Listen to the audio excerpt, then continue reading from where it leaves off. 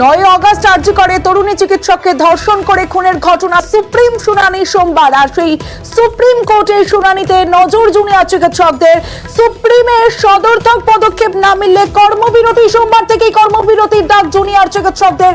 আরো বিস্তারিত জানাবে সুবীর রয়েছে আমার সঙ্গে। সুবীর, দেখো, জুনিয়র চিকিৎসকরা কিন্তু তারা সন্ধ্যাবেলার পর থেকে কিন্তু তারা কিন্তু তাদের মধ্যে বৈঠক করেছিলেন এবং সেই জায়গা থেকে কিন্তু বৈঠকে যেটা তারা সিদ্ধান্ত নিয়েছেন যে গতকাল থেকে সাগর দত্ত হাসপাতালে ঘটনার পর থেকে তারা সাগর দত্ত হাসপাতালে যারা জুনিয়র চিকিৎসক রয়েছেন তারা গতকাল থেকে কিন্তু কর্মবিরতি চালিয়ে যাচ্ছেন এবং তারা কিন্তু আজকে ঘোষণা করলেন বৈঠকের পরে যে 30 তারিখে সুপ্রিম কোর্টের যে রায়, সে রায় যদি কোনো সদর্থক রায় ভূমিকা যদি না থাকে তার সেই জায়গা থেকে কিন্তু তারা পূর্ণ কর্মবিরতিতে যাবেন এবং গোটা রাজ্য জুড়ে কিন্তু এই পূর্ণ কর্মবিরতি চলবে, এমনটাই কিন্তু পরিষ্কারভাবে জানিয়ে দিয়েছেন জুনিয়র চিকিৎসকেরা।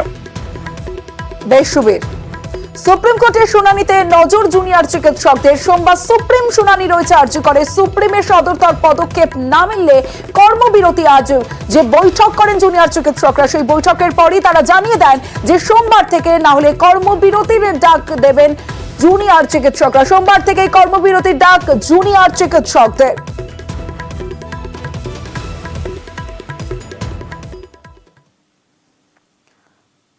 সাগর দত্তে হামলার প্রতিবাদ আর সেই প্রতিবাদে কর্মবিরতি